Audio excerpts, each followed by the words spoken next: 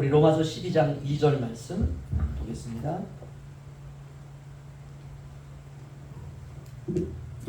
로마서 12장 2절.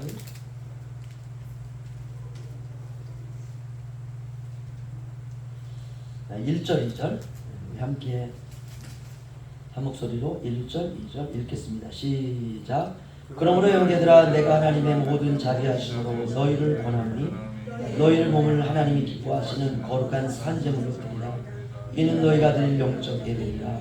너희는 이 세대를 본받지 말고 오직 마음을 새롭게 함으로 변화를 받아 하나님의 선하시고 기뻐하시고 온전하신 뜻이 무엇인지 분별하도록 하라. 아멘. 네, 오늘은 영적 예배자로 살아가는 성도가 됩시다 라는 제목으로 함께 은혜 받기를 원합니다. 우리가 그리스도인으로 산다라는 말은 거룩한 영적 예배의 삶을 산다라는 말과 같은 말입니다. 그렇다면 그 거룩한 영적 예배의 삶이라고 하는 것은 무엇이냐? 하나님께 우리 삶을 거룩한 산제물로 드리는 것이에요. 이게 그리스도인의 삶이고 거룩한 영적인 삶입니다. 죽은 제물이 아니라 살아있는 제물로 드려지시기 주의 이름으로 축원합니다. 살아있어야 돼. 생각이 살아있고 마음이 살아있고 손이 살아있고 발이 살아있고. 우리 육체는 자꾸 다른 방향으로 가려고 하거든요. 근데 이거를 사로잡아서 그러면 안 돼. 주님만 바라봐야 돼. 주님을 예배해야 돼. 이렇게 하나님 기뻐하시는 거룩한 산제물. 살아있다라는 것은 죽음에서 살림을 받았다라는 말이잖아요. 이전에 우리는 모두가 허물과 죄로 죽었던 사람들이었습니다.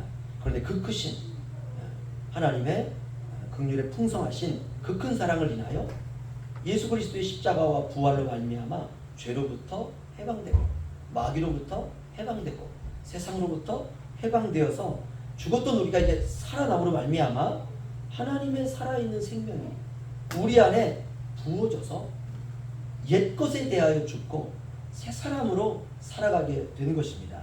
이제는 하늘 생명으로 살게 된 것이에요. 땅을 목적으로 사는 것이 아니라 이제는 하늘을 향해서 살게 된 것입니다. 땅을 유리하는 자가 아니라 떠돌아다니는 자가 아니라 저와 여러분은 이제부터는 천국 순례자인 줄로 믿습니다. 이게 영적 예배자예요. 나는 천국 순례자다. 나는 하늘나라를 가고 있는 과정 가운데 있는 사람이다. 그래서 삶의 목적이 달라지고 삶의 의미가 달라지고 삶의 가치가 달라지고, 그래서 우리의 영역이 이제는 죽음의 영역에서 생명으로, 하나님과 원수된 자에서 하나님의 자녀로, 땅에서 하늘로, 세상에서 그리스도 안으로 저와 여러분이 옮겨진 것입니다. 그래서 이제 우리가 예수 그리스도의 부활 생명이 있는 그런 인생을 사는 것이에요. 이게 영적 예배예요. 이게 아닌 거는 죽은 예배예요. 여러분 삶에서 하나님을 예배해야 될 줄로 믿습니다. 그러면 어떻게 예배해야 되는가? 따라서 하시죠. 거룩하게 살아내자. 이게 예배예요. 이게 예배입니다. 사는 건 그냥 뭐 개척한 거지. 살면서 그냥 주님, 이게 예배가 아니라 삶에서 거룩하게 살아내는 것이에요. 이 거룩이라는 것은요, 씨름하는 겁니다. 마치 야곱이 복을 달라고 하나님 앞에서 야복강가에서 밤새도록 씨름하듯이 우리 육체는 자꾸 그냥 다른 곳으로 가려고 하잖아요. 근데 이거 그러면 안 된다는 우리가 사실을 알고 주님 앞에서 거룩하게 살아내려고 하는 몸부림이 있는 것입니다. 거룩이라고 하는 것은 구별의 의미가 있습니다. 하나님이 기뻐하시는 삶을 구별하여 사는 것입니다. 뭐 어떻게 사느냐? 몸으로. 우리 몸으로 살아내는 것입니다. 여기서 우리가 이제 몸으로 살아낸다라고 하니까는 행위를 강조하는 것으로 생각할 수 있는데 그렇지 않습니다. 몸은 새로운 몸이에요. 그리스도의 십자가와 부활로 새롭게 된 몸. 어떻게 새롭게 되었느냐? 믿음으로 새롭게 된 것입니다. 그러니까 저와 여러분의 몸을 하나님이 기뻐하시는 거룩한 산 제물로 드리라고 하는 것은 믿음의 삶을 말하는 것입니다. 몸으로 믿음의 열매를 맺어가는 것이에요. 그러니까 믿음으로 무엇을 살아내는가? 몸으로 살아내는 것이에요. 어떻게 해서든지 몸이 믿음으로 사는 것입니다. 대부분 그리스도인들이 우리가 믿음으로 산다라는 것을 그 믿음을 생각하는 것을 믿음이라고 생각해요. 그렇지 않습니다. 생각은 믿음을 생각하는데 몸은 여전히 세상에 매여 있지 않습니까? 그래서 몸과 마음이 이 생각과 몸이 막 따로 노는 것이에요. 결국 뒤죽박죽 되는 것입니다. 이제는 천천히 하나하나 주님이 우리를 만들어 가시는 것을 우리가 경험하고 체험해야 되는데 우리가 하나님을 믿음으로 바라보는 것입니다. 여러분 추석 명절 기간 믿음으로 하나님을 바라보시기를 주님의 이름으로 부탁을 드립니다. 그럼 무엇이 하나님을 바라보는가? 몸이 하나님을 바라봐야 돼요. 몸이. 우리가 예수 믿고 나도 그 카지노 가는 사람 굉장히 많습니다. 아, 내 카지노 가면 안 돼 생각해 놓고 추석 명절에 돈 들고 카지노 가면 생각은 믿음이지만 몸은 어떻게 되는 겁니까? 그냥 그쪽으로 가는 거예요. 그렇지 않습니다. 믿음은 우리 몸을 거룩한 산 제물로 드리라 이렇게 말하고 있습니다. 그러면 산 제물로 어떻게 드리는 게 산 제물로 드리는 것이냐? 샘플이 있어야 돼요. 여러분 산 제물로 드려주신 분이 계십니다. 바로 예수 그리스도이십니다. 예수님은 십자가에서 우리의 죄를 대신해서 산 제물로 드려졌습니다.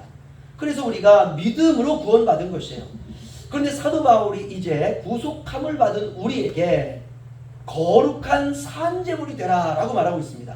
무슨 말이냐면 우리의 삶이 예수 그리스도의 십자가의 구속 안에서 살아가야 된다라는 의미입니다. 이게 산 제사예요. 십자가의 은혜로 살아가는 삶, 이것이 바로 산 제물입니다. 십자가의 은혜, 바로 이것이 바로 믿음의 삶이죠. 오직 그리스도인은 믿음으로 살아가야 되리라 믿습니다. 한마디로 말하면 이 말입니다. 주님의 은혜 안에 살아가라 이 뜻이에요. 우리 몸이 그분의 은혜 아래에서 살아가는 것입니다. 2절 그러기 위해서는 바울이 이렇게 말합니다. 너희는 이 세대를 본받지 말고 아멘. 이 세대는 바로 세상을 나갑니다. 은혜가 아니라 행위와 자랑과 자기의 의로 충만한 곳 이곳이 세상이에요. 그러니까 믿음이 아니라 율법의 행위로 구원에 이르려고 하고 자신의 공로로 구원에 이르려고 하는 곳 이게 바로 세상입니다. 그런데 이 세대는 거룩한 구별이 없는 곳입니다. 예수 그리스도의 십자가의 죽음을 통한 부활이 부정되는 것, 죽지 않고 행복에 이르려고 하는 것 이게 세상이에요. 고난 없이 영광에 이르려고 하고 십자가의 진리를 강하게 부정하려고 하고 기독교의 진리를 가장 강하게 부정하려고 하고 오직 탐욕과 정욕과 이생의 자랑과 욕심과 투쟁과 싸움이 존재하는 것 이게 세상인데 물론 이런 세상에도 평화가 있고 자유도 있고 부귀영화도 있습니다. 하지만 부정과 불법을 통한 썩어질 열매에 불과할 뿐입니다. 그래서 사도 바울은 이 세대를 너희가 본받지 말라. 이 말은 뭡니까? 이 세상을 본받는 것이 위험하다는 것이에요. 여러분 구약시대의 성소에 들어가면 가장 중요한 것이 피였습니다. 이 피는 죽음 아닙니까? 피는 동물의 죽음을 통해서 그걸 가지고 들어가는 것이거든요. 피는 죄사함을 의미하는 것입니다. 죄사함이 있는 하나님의 은혜의 임재 안에 들어가 사는 것이 거룩한 영적 예배 삶입니다. 따라서 그리스도인은 이 세대를 본받지 않는 사람입니다. 오직 자신의 몸을 하나님이 기뻐하시는 거룩한 산 제물로 드리려고 하는 사람 이것을 바로 영적 예배다 이렇게 말합니다. 그런 의미에서 그리스도인은 영적 예배자로 살아가야 됩니다. 그리스도인은 예배자입니다. 자신의 몸을 하나님이 기뻐하시는 거룩한 산 제물로 드리는 예배자. 바로 그러니까 이 믿음의 예배자이고 영적 예배자인데 어떤 예배자냐? 몸이 변한 사람이에요. 몸이 변화의 과정 가운데 있는 사람입니다. 이전에는 자신의 몸을 부정과 불법에 드리던 사람이 이제는 하나님의 은혜로 살아가는 사람이 된 것입니다. 살아가는 삶의 영역이 달라진 것이에요. 이전에는 예수밖에 살았는데 이제는 예수 안에서만 살아가려고 하는 것이에요. 그리스도 안에 살아가는 새로운 사람이 된 것입니다. 생각하는 방식이 달라졌고요. 생각하는 방식이 달라졌다는 것은 마음이 달라진 것이에요. 마음이 새로워졌습니다. 여러분 여름이면 사람들이 바닷가를 찾습니다. 저도 올 여름에는 바닷가, 천부 해수욕장에 가서 많이 있게 되었는데요. 더위를 피해서 사람들이 잠시 동안 육지에서 부산으로 경포대로 또는 울릉도로 해외로 전부 나가죠. 나가서 해변가에서 바닷가에 몸을 담그고 그 더위를 식히고자 합니다. 그런데 해변에 가서 이제 자세히 보다 보면은요 저는 너무 더럽다는 걸 느껴요. 그냥 뭐 이게 뭐 울릉도 사람들이 뭐 많이 그렇게 뭐 부산에 비하면 많이 오는 것도 아닌데 한참 몸을 담그고 있다 보면은 이 돌 사이에 뭐가 둥둥 떠다녀요. 막 그냥 뭐 과자 봉지가 떠다니기도 하고요. 이게 막 떠다녀요, 뭐가. 특히 밤을 지새고 난 다음에 새벽에 탁 나가보면요, 지난밤에 먹다 남은 뭐 술병부터 시작해서 온갖 쓰레기들이 우리의 눈살을 찌푸리게 만듭니다. 아침은 좋지만 쓰레기로 변한 우리 주변의 바닷가를 보면 우리의 마음을 상하게 만듭니다. 과자 봉지가 둥둥 떠다니고 온갖 쓰레기들이 바닷물에 이리저리 막 떠돌아다니고 있습니다. 또 모래사장이 있는 해변에는 그냥 한밤이 지나고 나면 그 전지가 전부 다 쓰레기장이에요. 사람들이 얼마나 많은지요. 어떤 사람들은 개까지 데리고 와서 해수욕을 하는 사람도 있습니다. 우리는 보통 그런 상황에 처하면 다른 사람들을 향해서 손가락질하죠. 아니 지가 먹던 쓰레기는 지가 가지고 가야지 왜 버리고 가는지. 이것은 나는 깨끗하다고 생각하고 다른 사람들이 해변을, 다른 사람들이 이런 모든 주변을 다 쓰레기장으로 만든다고 불쾌한 마음을 갖는 것이죠.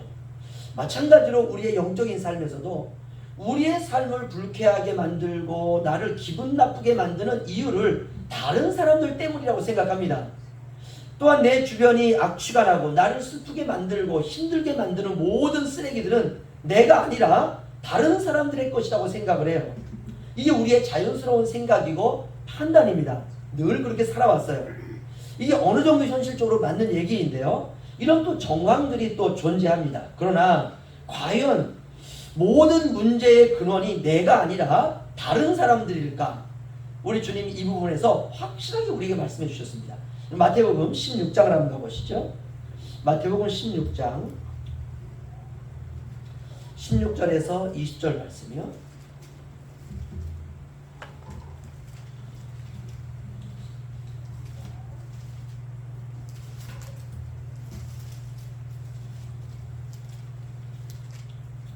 마태복음 16장 6장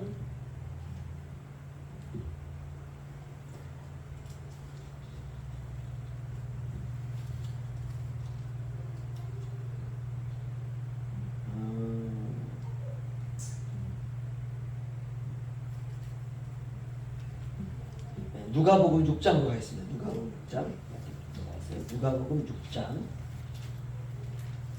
41절에서 45절 누가복음 6장 41절에서 45절까지요. 41절로 45절 저한테 교도가 있습니다. 어찌하여 형제의 눈 속에 있는 티는 보고 내 눈 속에 있는 들보는 깨닫지 못하느냐.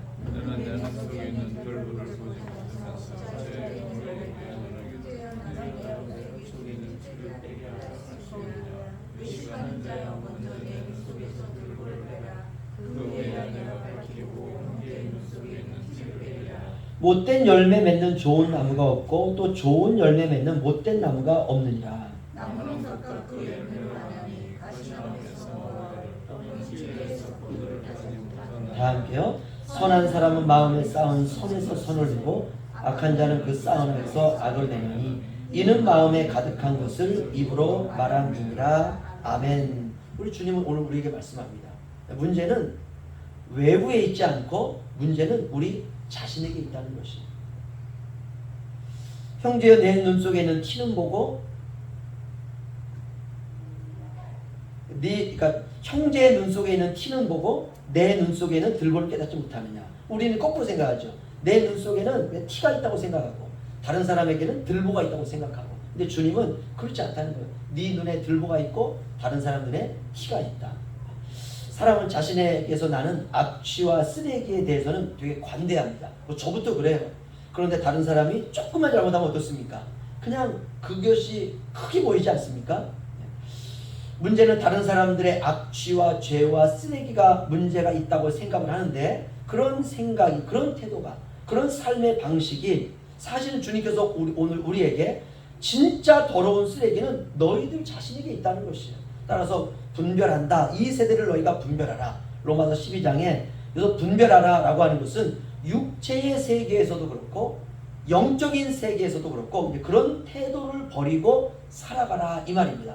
다른 사람의 쓰레기는 비판할 줄 알지만, 다른 사람의 눈에 있는 티는 비판할 줄 알지만, 내 눈 속에 있는 들보, 내가 가지고 있는 쓰레기는 버리기 원치 않는 우리의 마음의 태도, 그것을 버려라 라고 하는 의미입니다.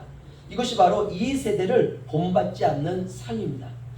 아무튼 우리가 한 주간 동안 살아갈 때에 몸이 믿음에 반응하는 영적 예배자로 저와 여러분이 이번 추석 명절 잘 보내시기를 주님의 이름으로 축원합니다. 기도하겠습니다.